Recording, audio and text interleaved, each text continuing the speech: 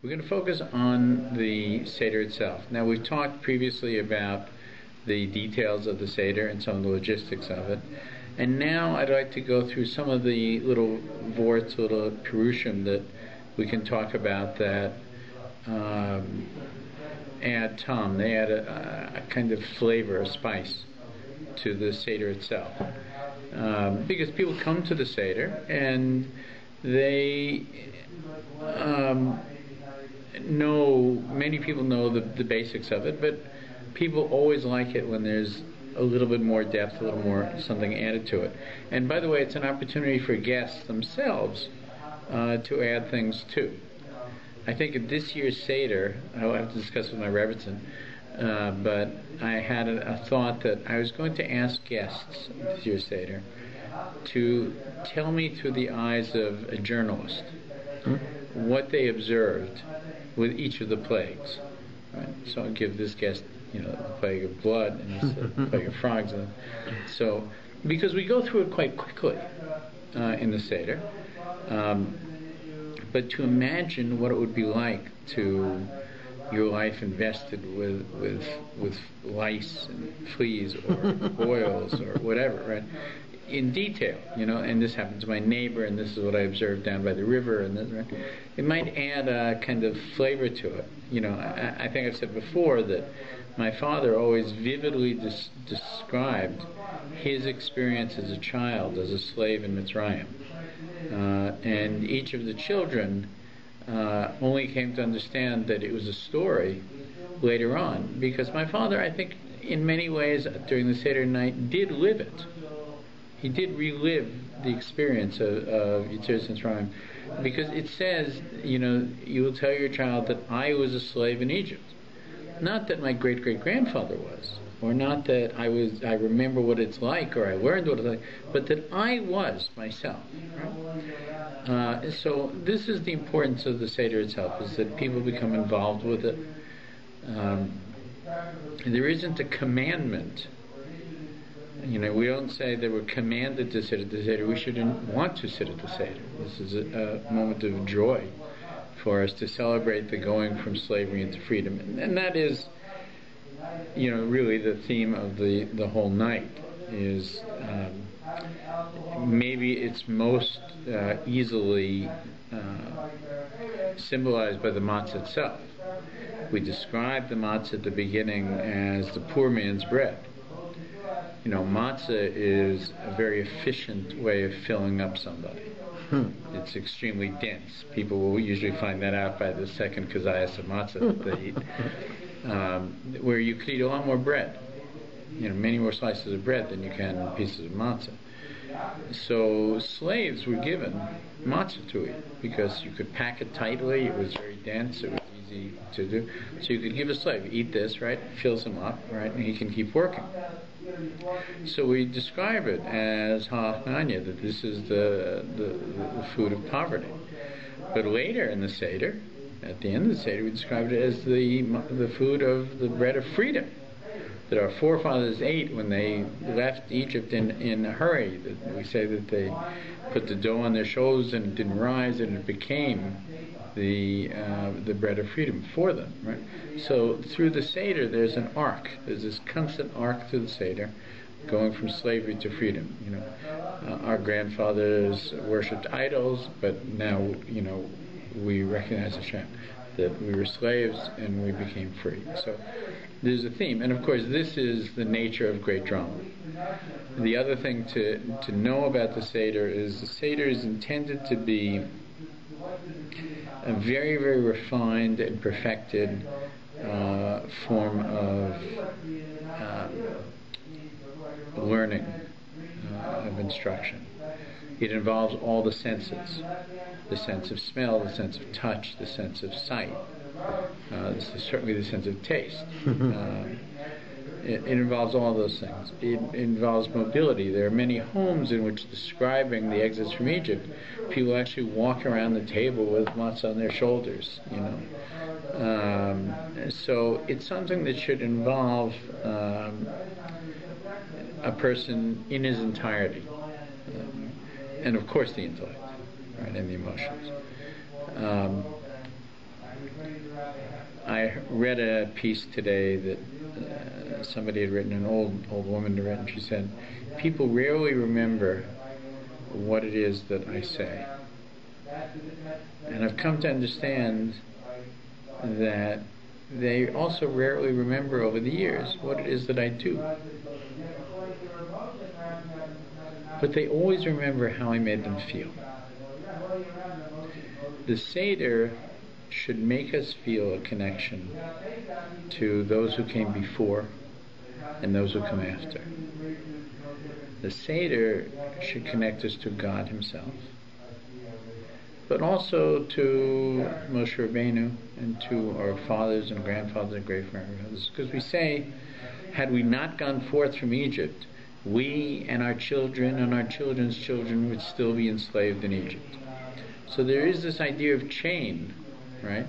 And that this chain of connection, which is unbroken to this day, it's been beaten, it's been cut, it's been, attacked, but it remains solemn. That this chain is crucial to the survival of the Jewish people, and of all of the events that go on in the Seder, in the Jewish year. Passover is days set aside to draw the next generation into this chain, into this process, in a way that is joyful, in a way that's kind of fun, exciting. Those are all our responsibilities in the thing. But of all the times, we always talk about, our past and our heritage, right? But this is a time set aside. If you're the most important person at your Seder table, it might be your Rebbitzin. It might be your teacher if he's there. It might be your father or mother. But really, it's your son and your daughter. It's your children. A Seder without children will require us to be children and to recognize them. At the Alter Rebbe's table, the Alter Rebbe of Lubavitch's table, that after all of the children and grandchildren had said the Manish Sana, it was noted that the Alter Rebbe said it quietly himself. And the Manish Sana always begins at Hasidic homes with, Tati, I have 4 questions, in Yiddish. And he began it that way. And his grandson asked his father, the son of the Alter Rebbe, who is Zadie talking to? And he says, Tati. And I won't go into the details of the answers because there's a Kabbalistic answer to it, but in terms of this is that at the end of the day, we're talking to the Rabbanu Shalom, Hashem himself. So the most important people at the Seder are the children. And I'm going to repeat something I've said in other shiurs, that if possible, you really need to work on your child napping during the day so that he can stay up and fully enjoy the Seder. Now, of course, this varies. A child who's 11 is different than a child who's 3, right? But that should be consciousness that we're working on that so that the child can really make the most of this day when the time comes. And remember it. There are some families that are held together by the Seder, nothing else. They come together once a year for the Seder. As it should be. The Seder was always a family thing, and it became a national thing after the first Seder. First Seder was really a family event. After that, the Seders became a national event, certainly in Jerusalem. So with that, let's begin to look at different pieces and different things that we might note about the Seder. Okay, we'll use many sources, but we'll begin with a Haggadah called Freedom of the Soul Haggadah by Rabbi David Goldwasser. It's a very interesting volume, and he draws from many different sources. So let's begin. As we know, that the first thing that's said is we sing usually Kadesh, Urchatz, Karpas, and so on, the steps of the Seder itself. Right? What's the importance of this? Right? So there's a couple of things. It says here that the Vizhnitzer Rebbe, the Imri Chaim, when he came from Europe to Eretz Yisrael, he asked the man, he said, "How are you?" Right? And the man said, "Hakol b'seder." Hakol b'seder, right? Hakol b'seder means everything's okay, everything's in order. Right? So now sometimes they just say b'seder, but the Imri Chaim loved the phrase because it has another translation. The other translation is that everything is in the Seder itself, right? That is to say, the whole year is in the Seder itself. So, Hakol b'Seder, we should understand, and the Seder means order. Right? So, when we begin by doing this order, we're agreeing that it's all in and order is crucial, right? And having said the order, it indicates that we've prepared for the Seder, right? When we come home, and I can't emphasize this enough because people are always concerned late at night, why did it go so late?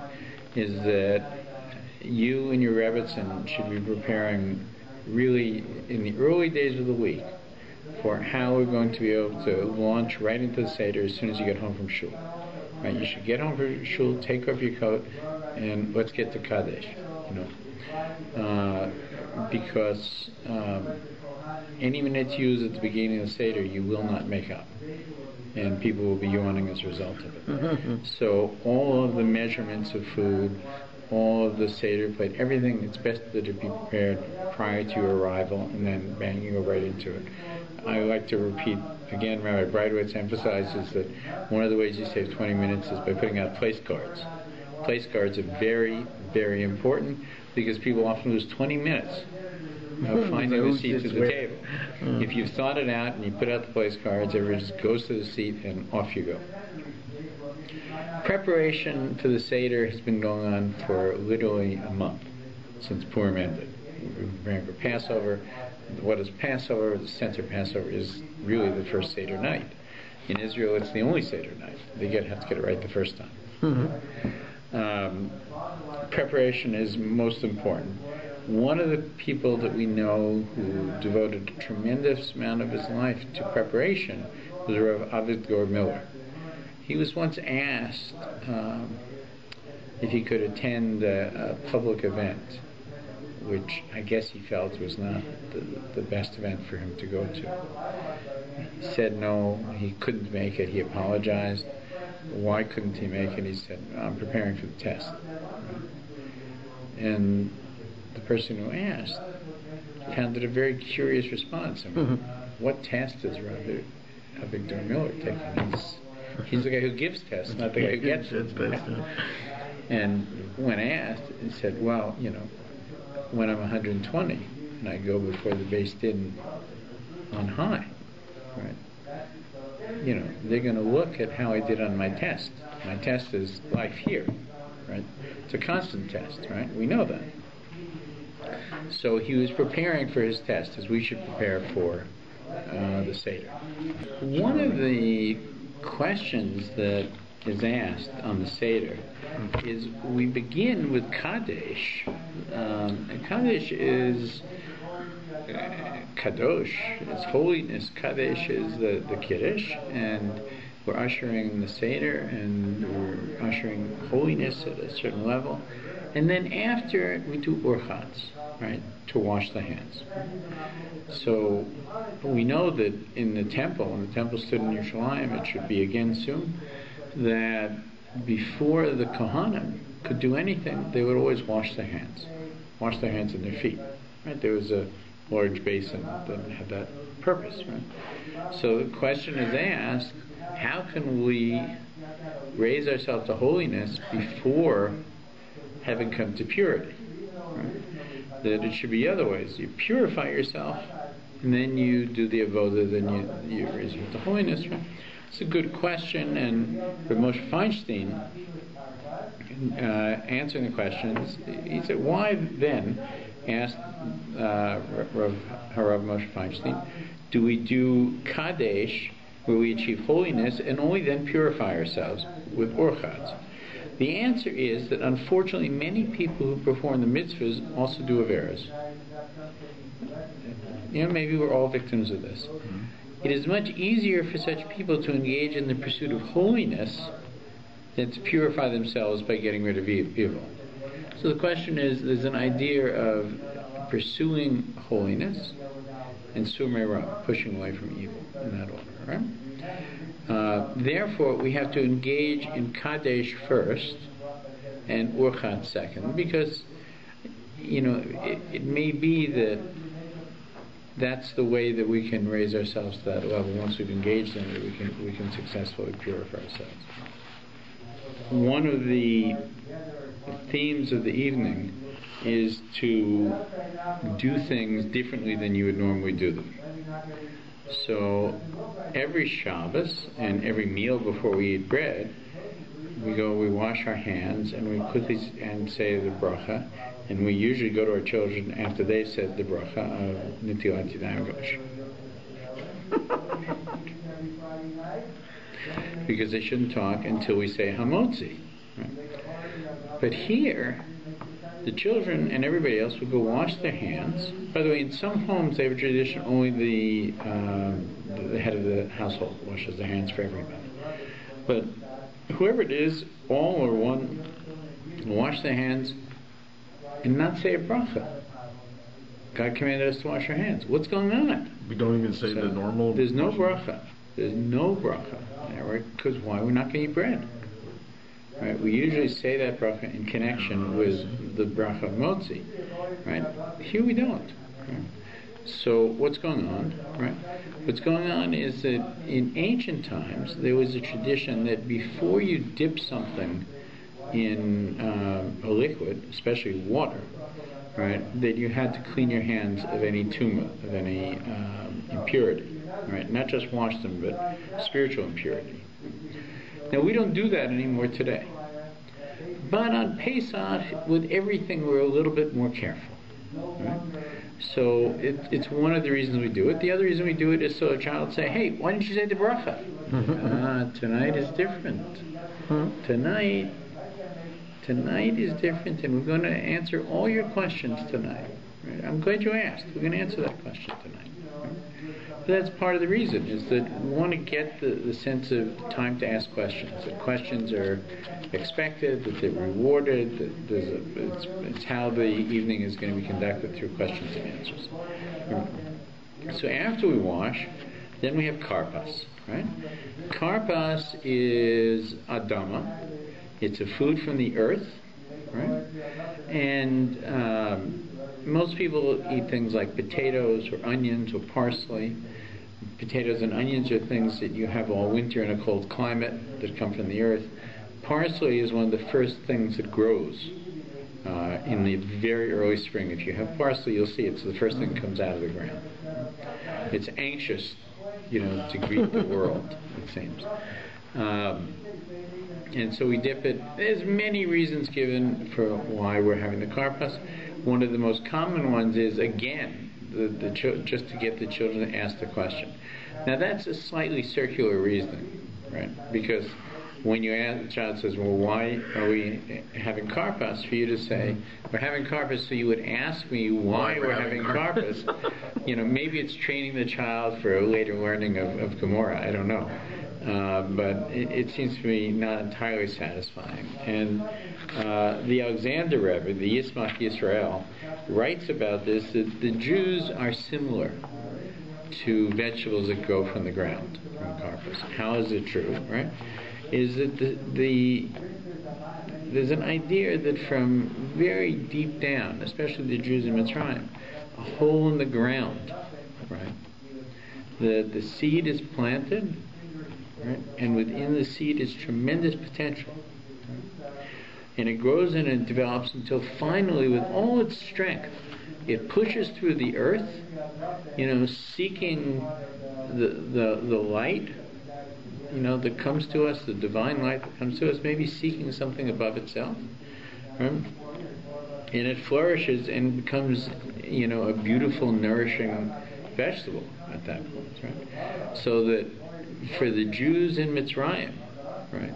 And for even us today, in which, we look around us and there's moral depravity in so many places, we're blessed with the fact that we have an alternative to moral depravity.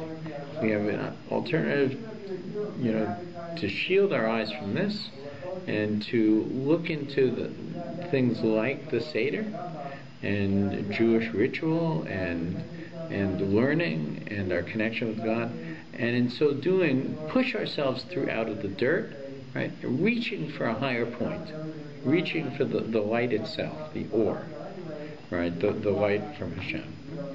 So this is a thought to have when we're having the karpas. Now, back to the question of the child asking a question. Children who sat at the Seder, know that, potato dipped in salt water is actually quite tasty. So it makes sense to do it. Same thing with parsley, same thing with onions, right? So Rabbi Mordechai Turchiner, the YU base medrash here in Toronto, has a tradition in his home to dip either bananas or pineapple in salt water. And I guarantee you that if you, instead of putting potatoes out, put out pineapple, that people will ask, why are we dipping pineapple in salt water? Now, by the way, I've never done it, but he says that it's quite tasty, in fact. The salt water reminds us of the tears. There's much to think about in this. So when we finish karpas, we go on to yachas, the breaking of the middle matzah. Now, there's different ways to look at the three matzahs. We have three matzahs, right? So one of them is Avraham, Yitzhak, and Yaakov, and one of them is Kohanim, Leviim, Yisrael. And the middle, but maybe the most important thing about the middle matzah is that half of it is going to be hidden at some point. And I will tell everybody after the camera's off when it is that I hide the matzah. I have a moment when I hide the matzah, but it's really top secret, and if I tell you on camera, I'll have to destroy the camera. Can't tell you, right? But when you hold up the matzah, it's very clear, that half matzah, it's very clear that it's a stimulus for the children, because whoever finds this matzah, right, is going to get a reward. And we've talked about it's nice if all the children find it together, and if we help to make sure that happens, they learn to share the prize together, and it's a nice feeling. And it's aimed at achdus, at unity as well. Is one approach to it. There's a story told that once when a great Hasidic Rebbe, I think it was the Alter Rebbe, broke the matzah. And we know that the larger piece of the matzah is for the afikoman, and the smaller piece stays in the tray. And he used to, before he would hide the afikoman, break it into 5 pieces. That's a very Kabbalistic thing, I won't get into it. But the question is, which was the bigger piece? Right? And a person at the table was examining very carefully the 2 pieces, which is great, gadol, which is katan, which is small. It took a long time, right? And finally the Rebbe at the table said, if someone has to examine their greatness, then the katan, the smaller one, is really greater. And this stayed with the family for a very long time, that anybody who had to devote their time to analyzing their own greatness is not somebody to whom you should necessarily attach yourself, was the point. We split the matzah, the greatness should be apparent to all at the time.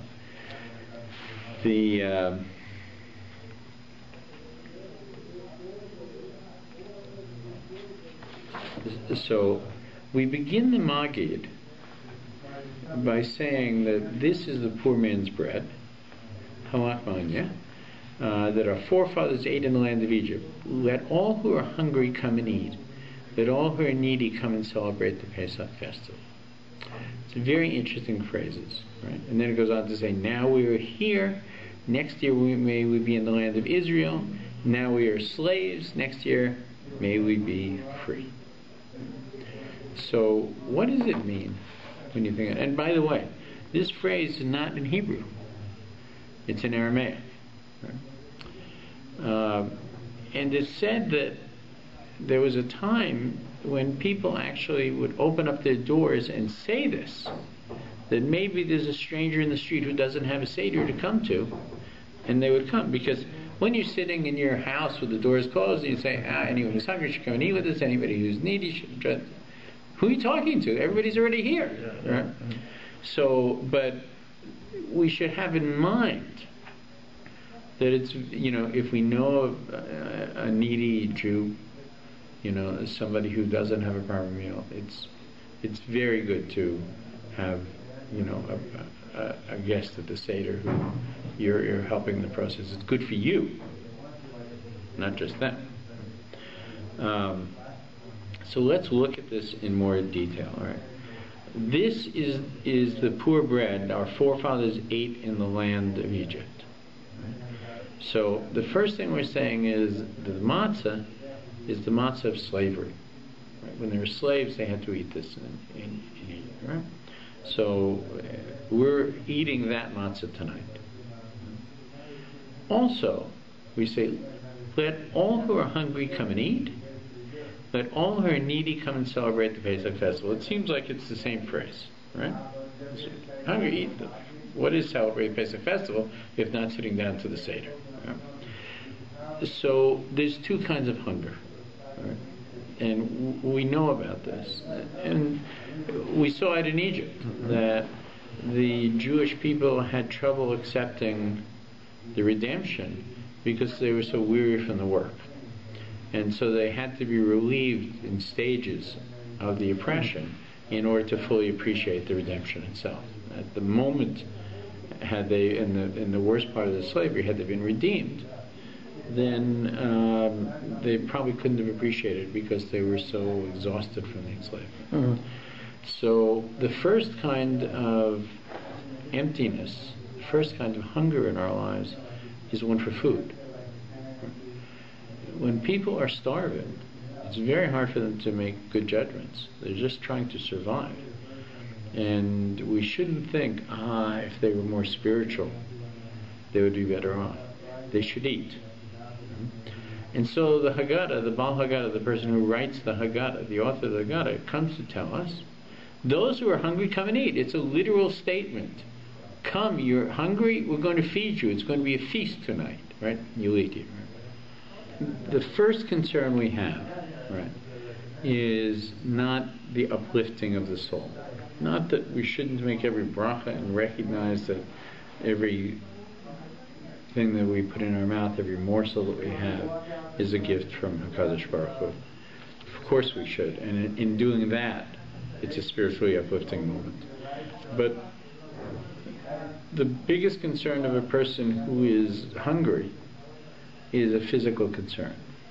And the Baal Haggadah recognizes it, and it says first he should eat, right? Let all who are hungry come and eat. They should know tonight is going to be a feast. But there are those who have everything. They have gourmet food. They have chefs who are preparing it for them. They shop at the finest places. Everything is grown for them. It said Rabbi Yehuda Hanasi, who many people credit as being the Baal Haggadah himself, and the redactor of the Mishnah. It was a fabulously wealthy man.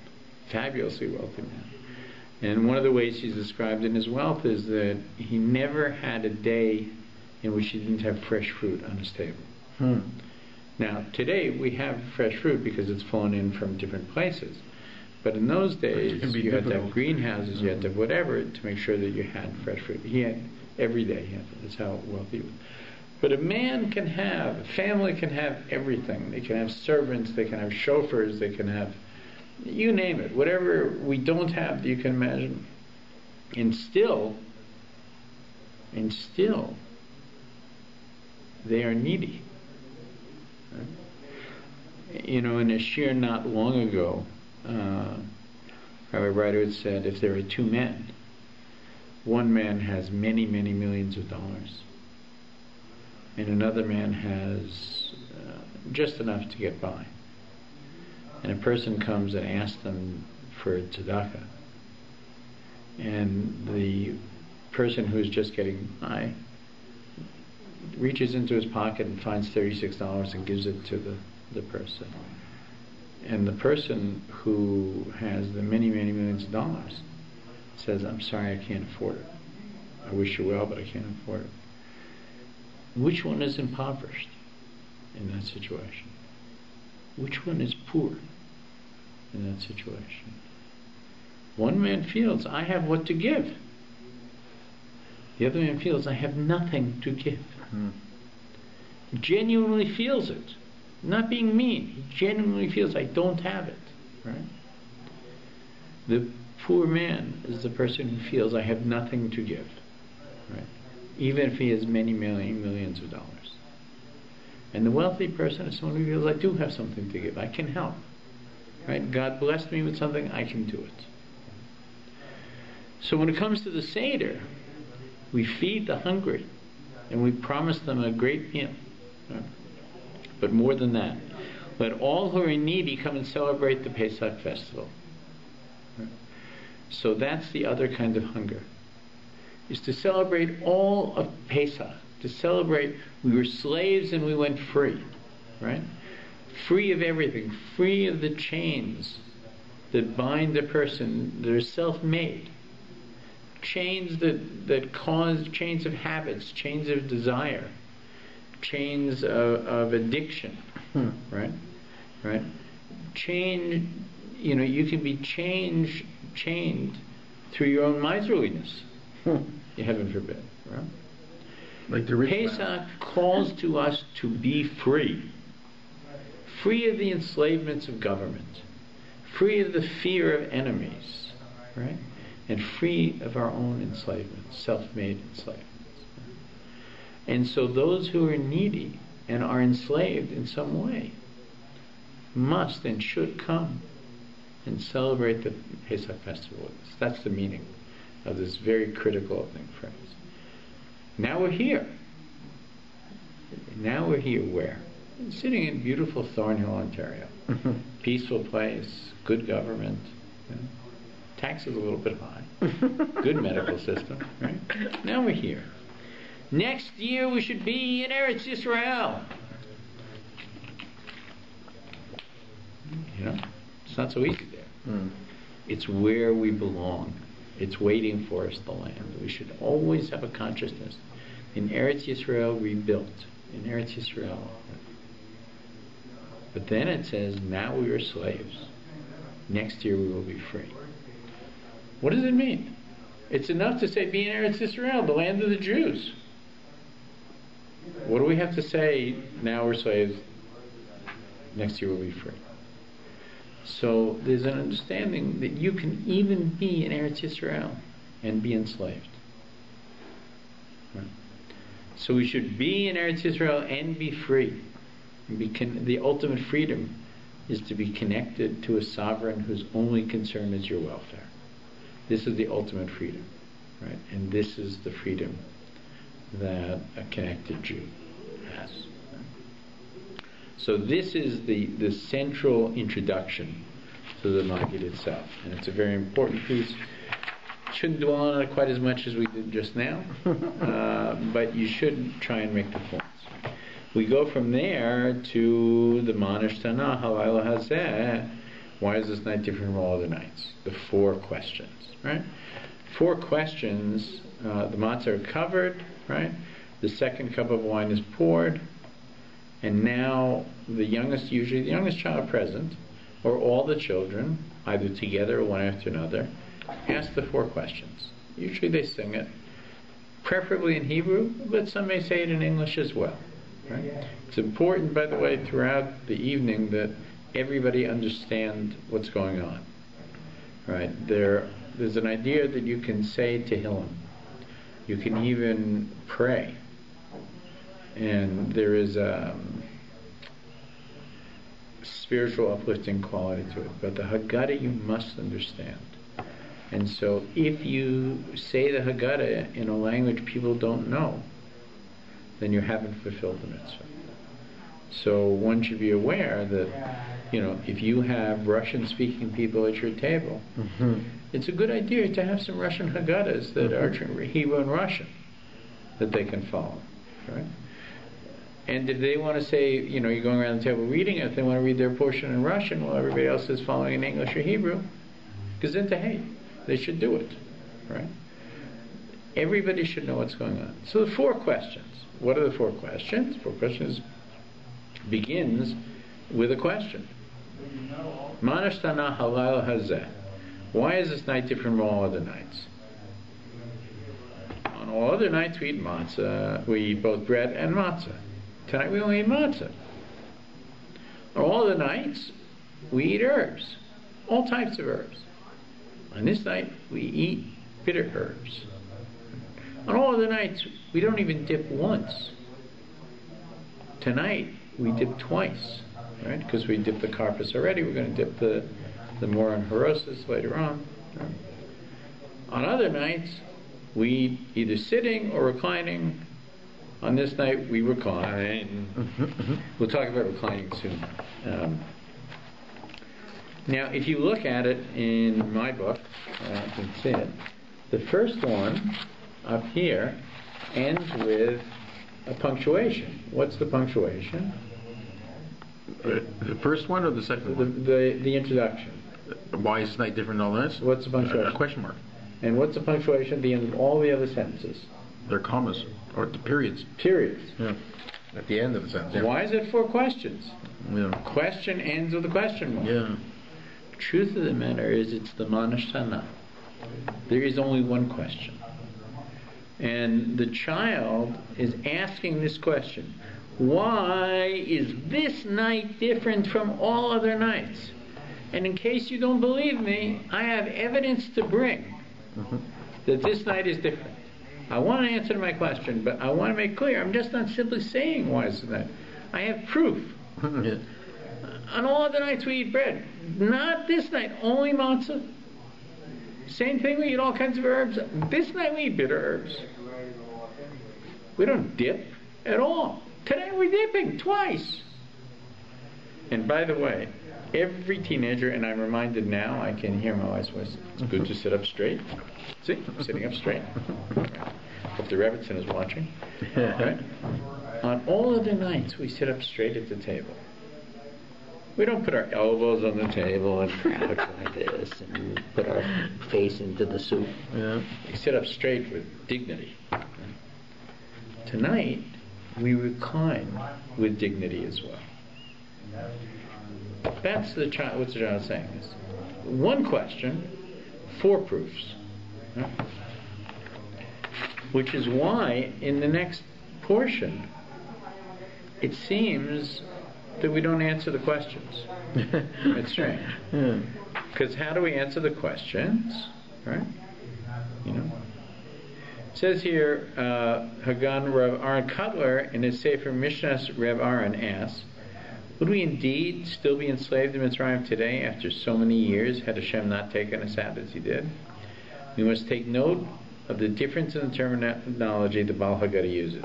When Haggadah discusses our state in Egypt, it says, Avadim Hayinu, we were slaves. Later, when Haggadah talks about our current state, it would be, had we not been redeemed, it uses the term we would be enslaved. In that situation, we were slaves. Here, if we weren't redeemed, we would be enslaved. Right? We may indeed have been released from our bondage at some point, but it would have been a physical release. Spiritually, however, we would have remained enslaved to Paro and his ideals, to his immorality, to his corruption. In order to emerge from our desperate spiritual situation, we needed siyata d'shmaya, unprecedented divine assistance. Today we must pray for divine assistance in spiritual matters. We must not make a mistake of thinking we can escape the depths of depravity surrounding us merely by will. Instead, we must pray for constant siyata d'shmaya, for deliverance from our spiritual exile. This is the question of we were slaves. But to come back to the answer to the four questions ended with, but on this night we all recline. And the answer is, we were slaves to Paro in Egypt, and Hashem took us out with a mighty hand and an outstretched arm. That's why we don't recline. Okay. That's why we eat bitter herbs. Yeah.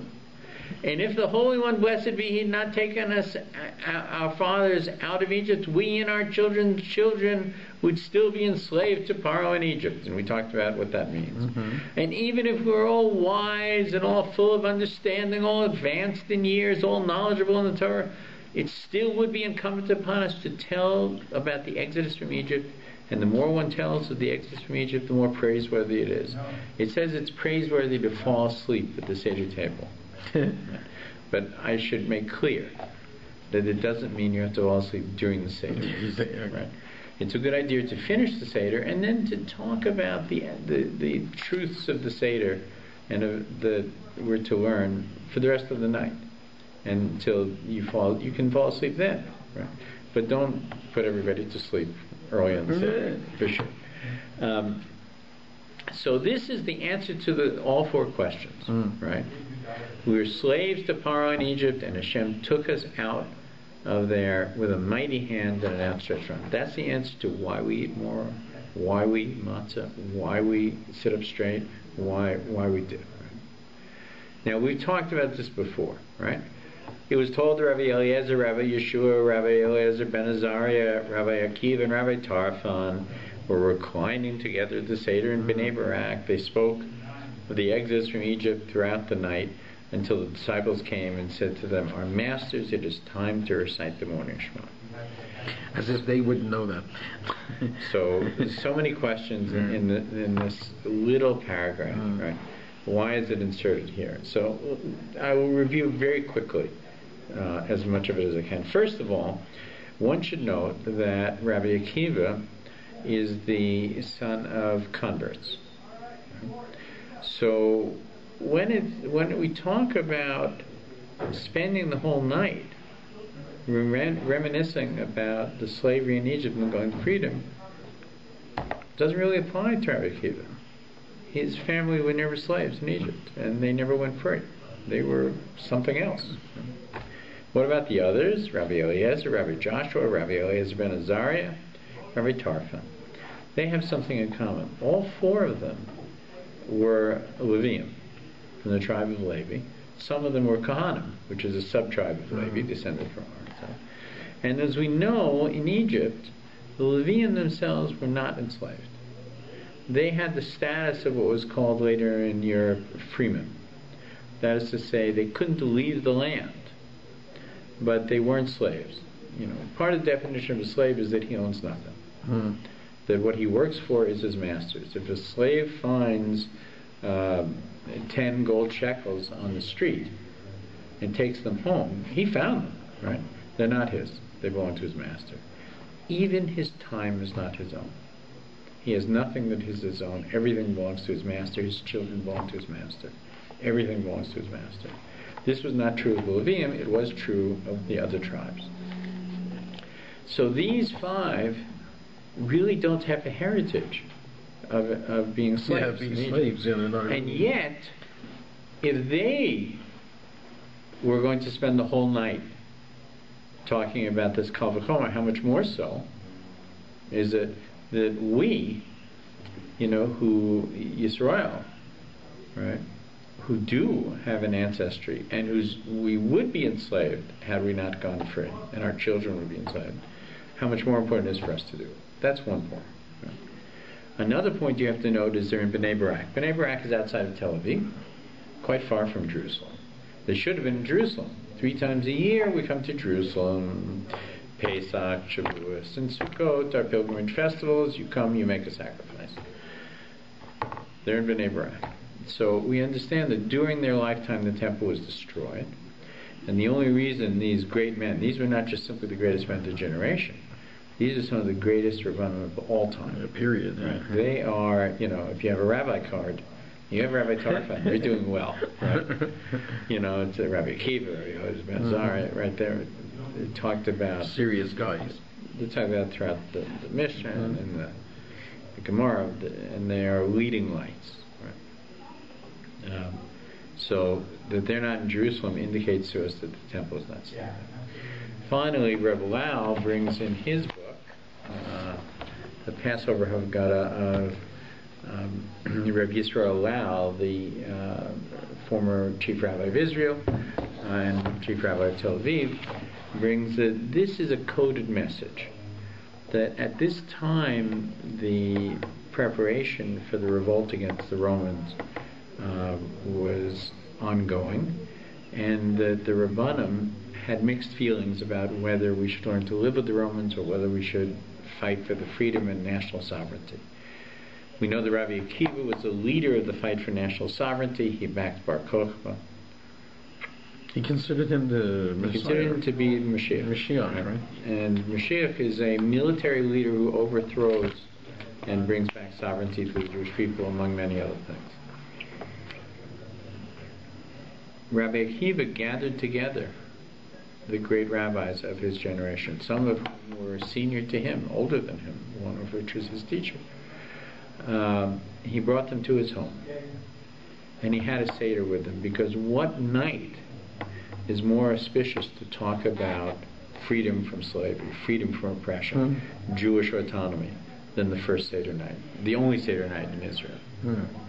So he brought them there, and they talked about not just simply the going forth from Egypt, from slavery into freedom, but as we say, V'hi Shamda, that in every generation there are those who tried to destroy us. So they were living through a generation in which the superpower of its time, armed with the equivalent of nuclear weapons, was sought to crush everything that was Jewish. Rabbi Akiva's Seder,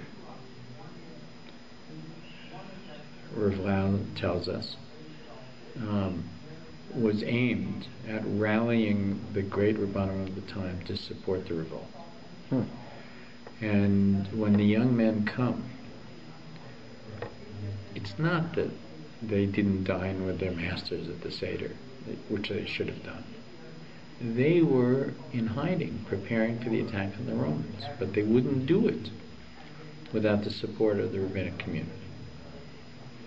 And so they came, not because Rabbi Tarfon or Rabbi Joshua might not have noticed that the time to say the Shema was passing. They'd never missed saying the Shema in their lives, on time, early. But rather they had a message. Rabbi Seinu, our rabbis, our masters, right? It's time to recite not the Shema, the morning Shema. It's time to recognize that the dominion over the Jewish people is not Paro, is not Caesar, is not Rome, but HaKadosh Baruch Hu himself, only God. And that we must now recognize that the darkness of Rome must end, and say the morning Shema. Give us the green light to go to battle. That's what this moment was about. And that's what this little paragraph tells us. There's another stage of the struggle of Jews to put an end to the darkness of domination and to have autonomy. It's sort of a little bit like the hidden stuff that's in Esther, right? It's sort of a hidden story within the story. That's right. That's right. So now we go into the question of when is the right time to say to learn about the Passover. How should we do it? And we get to the point now where we come to the 4 sons. I'm moving ahead a little bit quickly. There was a point where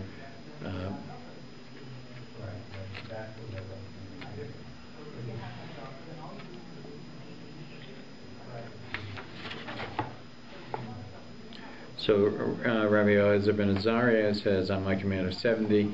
We won't go into that today, but let's go forward to the sons. So there's a wise son, right? And he asks the question, what are the testimonies, the laws, the ordinances that Hashem our God has commanded you? And you should tell to him, right? The afata, right?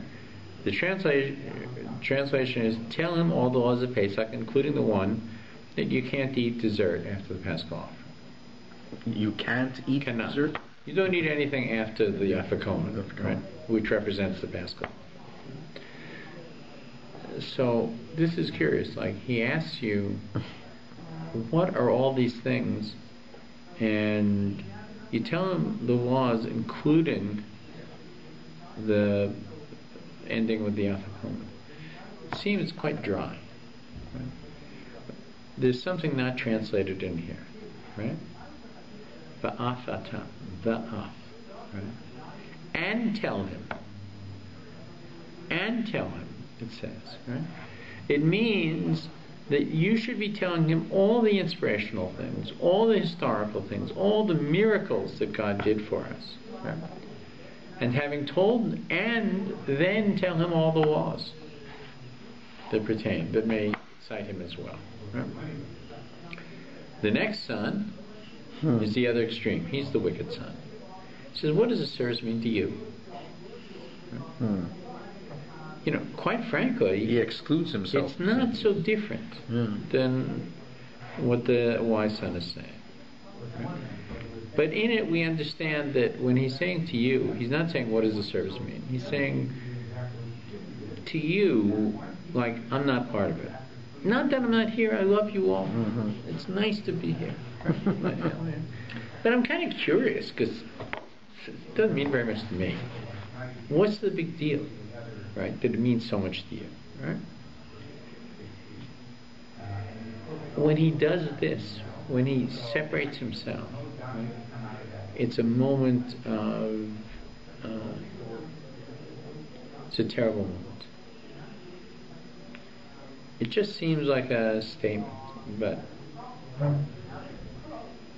we understand that when one Jew separates himself from the community as though it's not him, it's not just painful for him, it's painful for the whole community, it's painful for the family, it's painful for HaKadosh Baruch Hu.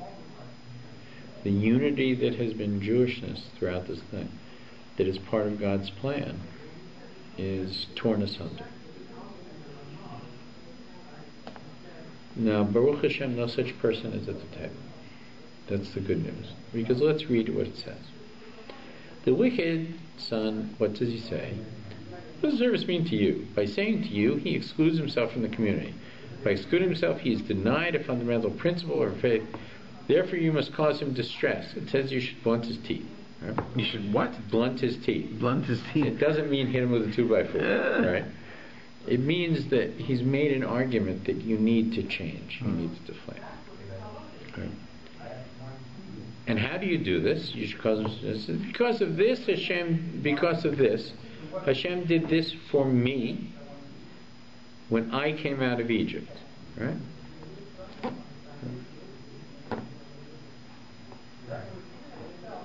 When I came out of Egypt. For me, but not for him. Had he been there, he would not have been redeemed. Okay, do you notice something strange in that sentence? And I'm reading pretty well an exact translation. Do you notice anything strange? Okay. He says, what's it mean to you? Right? I say, it's what God did for me when I came out of Egypt. For me, not for him. Had he been there, he would not have been redeemed. What's strange about that? Do you see anything strange about it? No. So what does it mean to you? When you say to me, what's it mean to you? I say, you would not have gone out of Egypt. That's not what we say. It says for him. What does it mean? It means that we recognize the person asking the question doesn't mean it the way it sounds. If he meant it, if you were the person who's excluding yourself from us, then such a person would never have left Egypt. But that's him, not you. You're a good boy. You have a tough question for me, I admit it. Right? But we're talking about him. He's like, if somebody talked that way and meant it that way, then such a person would never have left Egypt. But not you. That's him, not you. You're a good, you would have been fine. Right? You're asking a tough question, we have to address it. We shouldn't be afraid of it. Right? So that's very important to understand. The simple son. Right? The simple son. What does he say? He says, what's this? You should say unto him, with a mighty hand did Hashem take us out of Egypt, out of the house of bondage. These are all the same themes. We were slaves. But it's very similar to the son who's asking, doesn't mean, what's it mean to you? The simple son doesn't even know how to ask a question. That's right. But the other guy who says he still wants to find out the same thing. The simple son does know how to ask a question. He does know how to answer. Yeah, he says, "What is this? What is it?" Yeah, what is this? Right? But he still wants to know the meaning, like the son who doesn't really care or excludes himself. He's asking, but he's not saying, "What does it mean to you?" Yeah. Right? Clearly, the one who the Rasha, as we call it. Clearly, that person is wise enough and old enough, smart enough, to know that he's saying, I'm different from you. Yeah. This person, the simple son, just says, I don't really understand. Yeah, why are we doing this at all? Please tell me, right? What is this to you, right? So you should tell him in a way that will be powerful and meaningful. So, with a mighty hand did Hashem take us out of Egypt, out of the house of bondage. Right? It should be embedded in his mind. He might be a younger person. Right? The last son is potentially a very dangerous situation, and we should be very, very focused on. As for the son who does not know how to ask, you should initiate the discussion with him as it is stated, and you should tell your child on that day, because of this, Hashem did for me when I came out of Egypt. There's no threat in it. Right? There's no, he wouldn't have done for you, blah, blah, blah. Right? This is, we're nursing somebody along, right? What's the issue here? The issue is he doesn't know how to ask, or he's afraid to ask. But he's not participating in the Seder because he doesn't say, why you wash your hands? Why do we make a bracha? Right? What are we dipping pineapples for? He just sits there and does it. Right? Not because he knows the answers, but because he doesn't want to make a fool of himself, maybe. Or he doesn't know the questions, right? We have to understand, and we should know this at our table, not to ever embarrass somebody. But we should know that if somebody is afraid to ask, a child's afraid to ask, that there's something wrong. Because this is a night in which it's our responsibility to stimulate the questions. And if the child doesn't have any curiosity, then something is amiss. And Chazal write that this child can become the Rasha. Because if he feels, I don't have any questions and people can't read my mind, that I'm not part of this, pretty soon he'll be thinking, I'm not part of this. What's it mean to you? What's the big deal? So this child we have to pay a lot of attention. All children we have to pay a lot of attention to. But we want to make sure that he is on a path, and so we need to look for things that will stimulate his interest, and stimulate questions in this evening, right? And we say it to him gently, right? And you should tell your child on that day, says, because this Hashem did for me when I came out of Egypt. Right? So, do you think that the author of the Haggadah put the representation of the four sons as more of a metaphorical thing to explain the different types of people who encounter a Seder? Absolutely. Yeah. So okay, Yeah. that's what I thought. Absolutely. It's the Jews are only seen as monolithic from outside. We have a popular joke: 3 Jews, 4 opinions. They answer with a question with a question. How is it? How are you? How should I be? Right? There's a sense this is Jewish folklore. This is Jewish. It's in our blood. Right?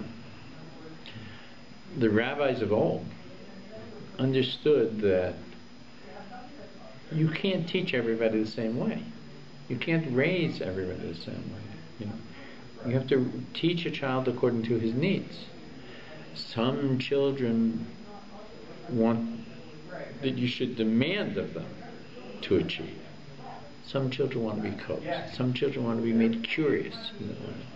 We all know of cases where a person went through school to grade 5 or 6, didn't do very well, and then they had a teacher or a Rebbe, right, who just lit up their minds, and from there on in they were great students.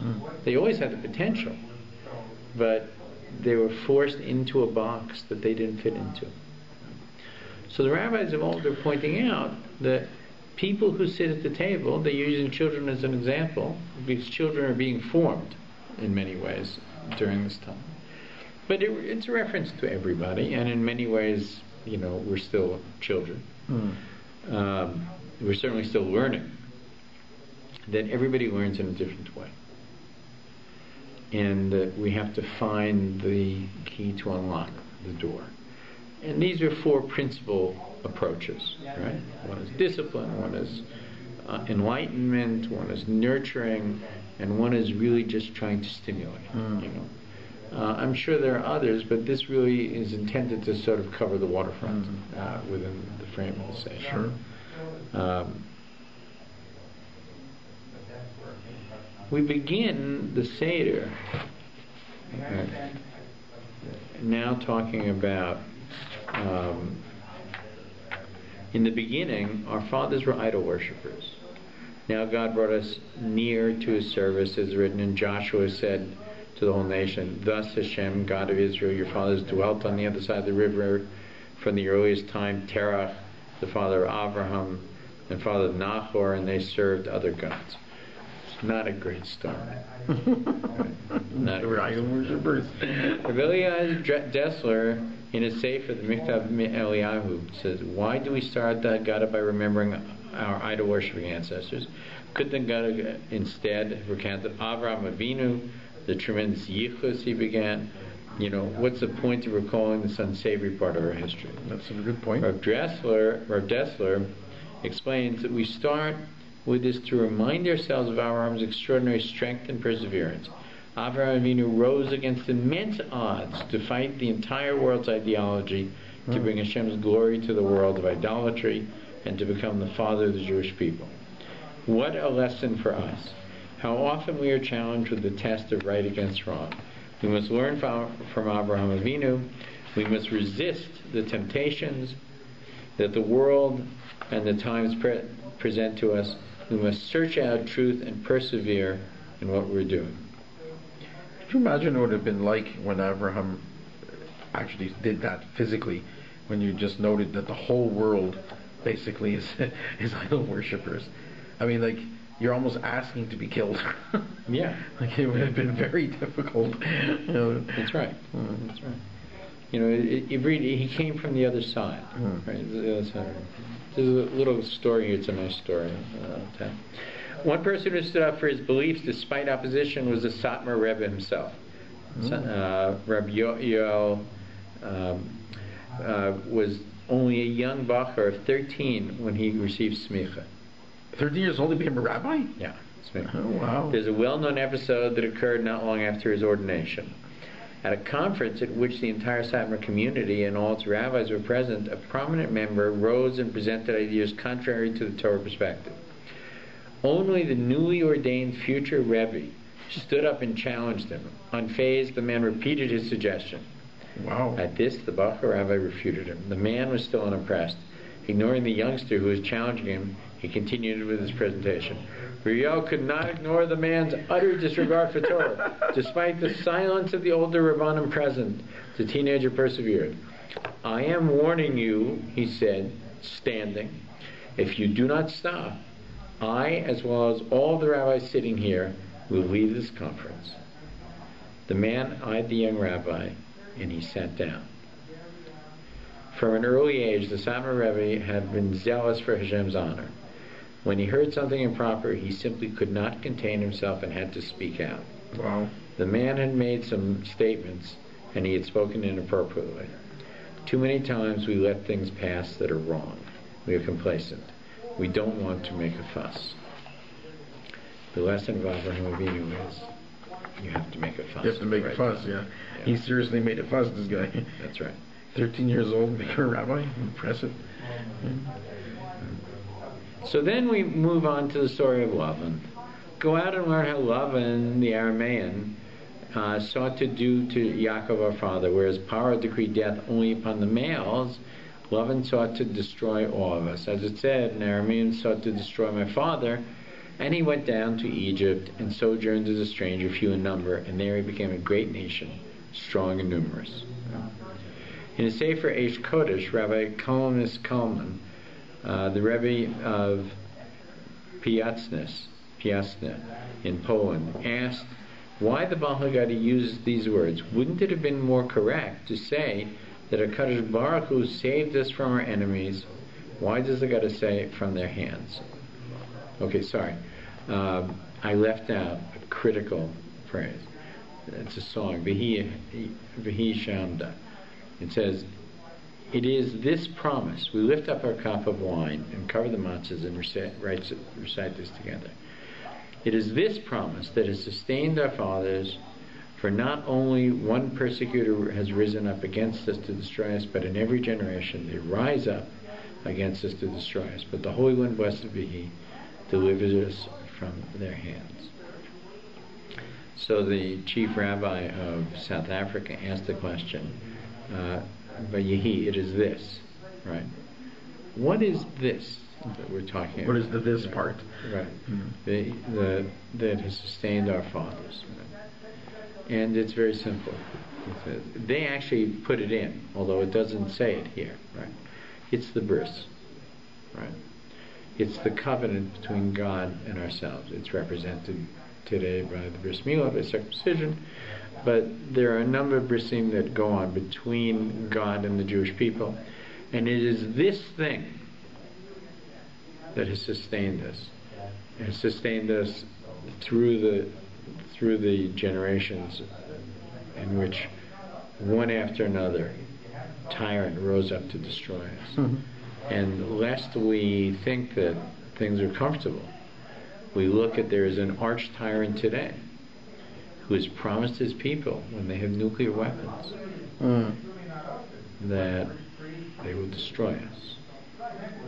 And we must prepare and work with our military, work politically, work economically, work strategically and tactically to make sure that his wishes do not become a reality. But we should know in the back of our minds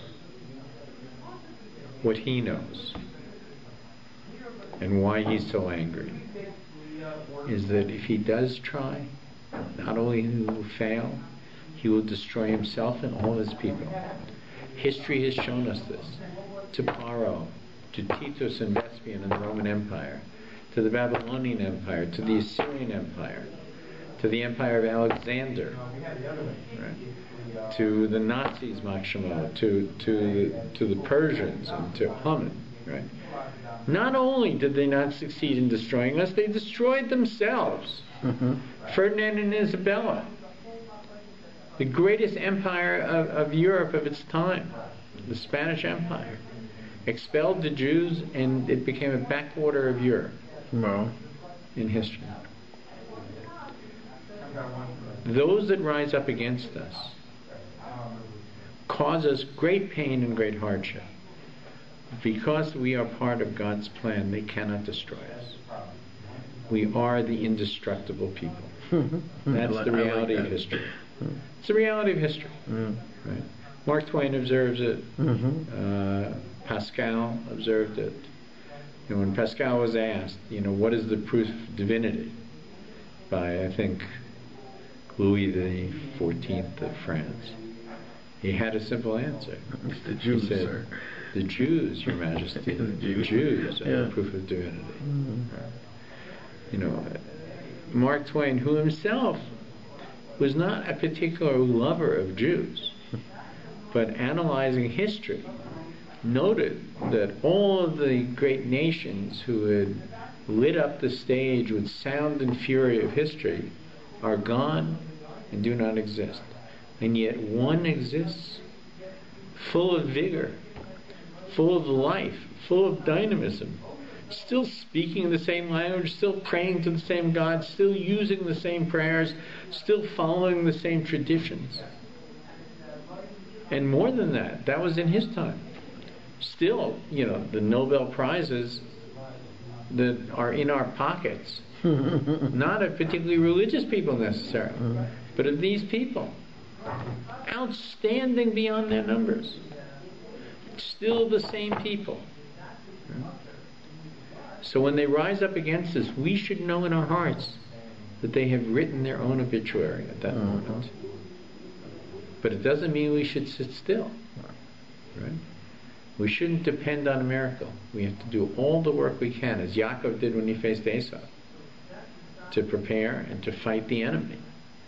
But we should never give up hope. We should never despair. Because it is V'hi Shahamda, this promise, this bris, that has sustained our fathers and us, and will sustain our children.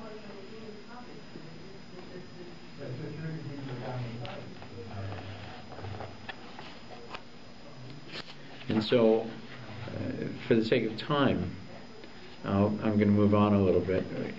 But there's a great analysis of, and we went down to Egypt, we were compelled by a degree, we sojourned there. It teaches us that we didn't live there, but we were visitors there. Right? Stranger in a strange land. That's right. We were gerim. Yeah. Right? We're strangers. That's what a ger is, to be a stranger. Right? There we became a few number, we became a great nation, strong, numerous. The Egyptians feared us, they mistreated us, they afflicted us.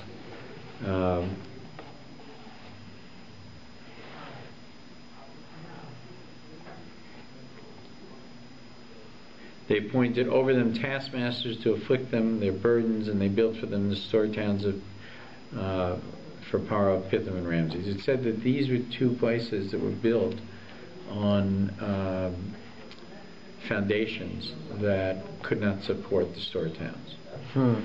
So there's no more purpose, right? There's no more breaking of the spirit than to build something and tear it apart. There's a very famous film, Bridge Over the Kwai, which actually tells the story of British prisoners of war during the Second World War who are building a bridge and then have to destroy it. And the pain of doing it after they've gone to so much trouble to build this bridge, even though it is a bridge that is going to carry armaments for the enemy, it tears them apart because of it. Because in the end it tears the spirit apart to do useless work. This was the goal of building these store towns, was to do it. It says that one of the tortures that Stalin had was that he would force prisoners to move things like heavy trunks and stuff like that from room A to room B. And on the next day he would force them to move it back. And the next day force them to move it back. So they understood what they were doing was for nothing. For nothing, yeah. Meaning they were for nothing. He brings here a little poem which I'm going to read from F. Bass. He says, I think it may have been written during the Holocaust. I am a Jew I shall remain. Even if I die of hunger, I will not give up my nation. I will fight always. For my nation, on my honor, I will never be ashamed of my nation, on my honor. I am proud of my nation. a nation most worthy of honor. I shall always be oppressed. I shall always live again. His oppressors will not. It was written in 1943 in Dresden.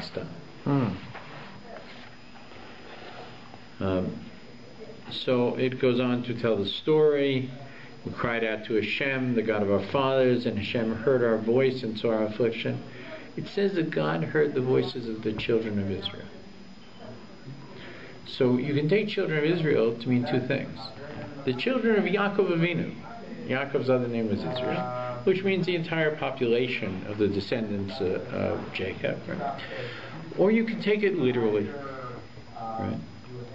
That when the children cried, because, by the way, child labor was a big part of slavery. Yeah, they did it anyways. When the children cried, God could no longer resist.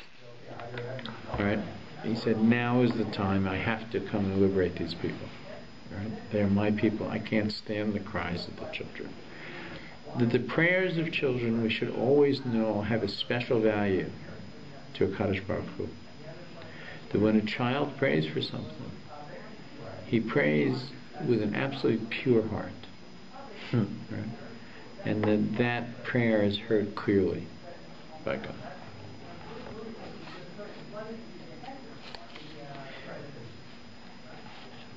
Hashem heard our voice. God heard their cry, and He remembered the covenant with Abraham, with Yitzhak, and Yaakov. And He saw our affliction, our toil, our oppression. God took us out of Egypt with a mighty hand, with outstretched arm, and with great revelation and signs and wonders.